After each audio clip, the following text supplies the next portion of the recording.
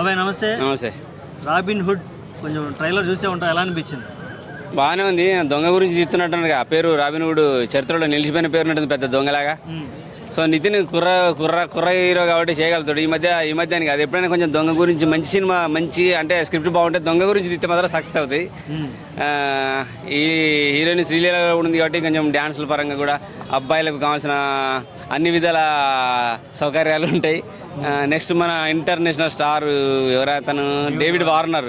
So cricketer కూడా ఉన్నాడు. మన ఇండియా పరంగానే కాకుండా తెలుగు వాళ్ళు కూడా క్రికెటర్ అంటే డేవిడ్ వార్నర్ అంటే ఇష్టపడతారు కాబట్టి సో ఆయన కోసం అయినా ఖచ్చితంగా వెళ్తారు.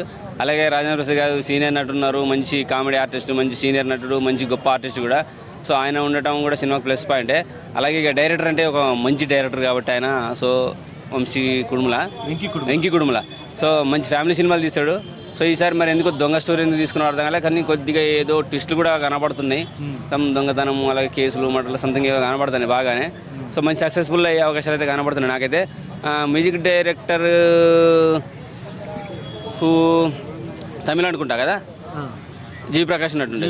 సో ఒక సాంగ్ బాగా సాగదీసి వైరల్ అవుతుంది కదా, శేఖర్ మాస్టర్ పాపం బాగా బాగా బాగా ఎఫెక్ట్ పడుతున్నాయి ఈ మధ్య. బాగా ఇటువంటి వల్గర్ కొరియోగ్రఫీ అంటారా, లేదంటే అది దాన్ని కళాత్మకంగా చూస్తారా?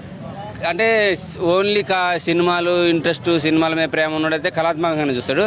ఇక దాన్ని ఫ్యామిలీ పరంగా చూడాలనుకుంటే కొంచెం వల్గర్ హద్దులు మీరుతున్నాడేమో శేఖర్ మాస్టర్ అనిపిస్తుంది. ఎందుకంటే రీసెంట్గా బాలయ్య బాబు తోటి కూడా దిబిడి అన్నది కూడా కొంచెం ఎఫెక్ట్ పడేది. అఫ్కోర్స్ సినిమాలు కట్ చేశారు, ఇది కూడా సినిమాలు కట్ చేసే అవకాశం ఉండొచ్చు. సో కొంచెం హైప్ తేవడానికి కూడా ఛాన్సెస్ ఉంది కాబట్టి ఉంచారేమో. సినిమాలు కట్ అవ్వచ్చు, ఎందుకంటే లేడీస్ అమ్మాయిలతో చేయించారు కాబట్టి కొంచెం ఎఫెక్ట్ పడుతుంది అది సినిమాలో ఉంటే మాత్రం. సో అది ఖచ్చితంగా కట్ అయిపోద్ది.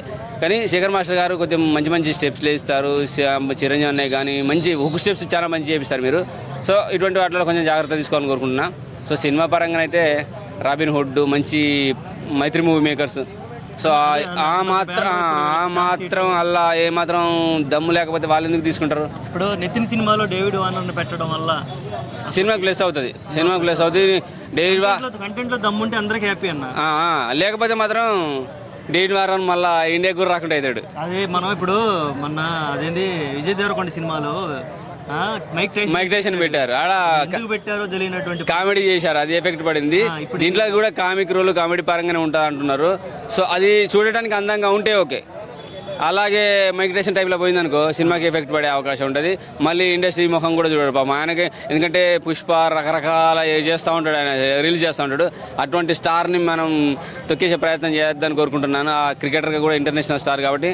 సో సినిమాకి అయితే ఖచ్చితంగా ఆయన వల్ల ప్లస్ అవుతుంది. రాబిన్ హుడ్ హిట్ కొట్టాలని అయితే నేను కోరుకుంటున్నాను. నితిన్ రెడ్డి, నవీన్ వేర్నేని, మైత్రి మూవీ మేకర్స్ అయితే అంత ఈజీగా ఒప్పుకోరు. ఆయనతో సినిమా అంటే అంత ఈజీగా ఒప్పుకోరు. వాళ్ళు పెద్ద బ్యానర్స్ అన్నీ. అసలు వాళ్ళ ఇప్పుడున్న పరిస్థితులు అయితే ఒక 3-4 ఏళ్ళ వరకు కంటిన్యూ ఫుల్గానే. నెక్స్ట్ హిందీలో జాట్ అనే సినిమా తీస్తున్నారు మన డైరెక్టర్లే. ఒకసారి ఆలోచించండి, గోపిచంద్ డైరెక్టర్లు మనోళ్ళు వెళ్ళి హిందీలో తీస్తున్నారంటే హిందీ స్థాయి ఏ లెవెల్కి పడిపోతుంది. దాన్ని లేపడానికి మనోళ్ళు ఎంత కష్టపడుతున్నారో అర్థం చేసుకోవాలి. సో వాళ్ళ మైత్రి మూవీ మేకర్స్ కాబట్టి ఖచ్చితంగా నితిన్కి హిట్ అయ్యే ఛాన్స్ అయితే ఉన్నది. చివరిగా క్వశ్చన్ అన్న, వెంకీ కుడుముల ఆల్రెడీ చిరంజీవి గారికి ఒక స్టోరీ చెప్పడం జరిగింది గతంలో, అది ఇంకా పట్టాలెక్కలేదు. దీని తర్వాత ఇది హిట్ అయితే ఉన్నది పట్టాలెక్కి ఖచ్చితంగా.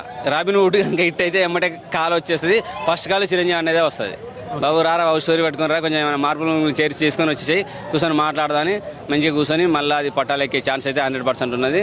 సో చిరంజీవి అనేతో వెంకీ కుడుములతో మూవీ ఎక్స్పెక్ట్ చేయొచ్చు ఫ్యూచర్లో. ఓకే అన్న, థ్యాంక్ యూ.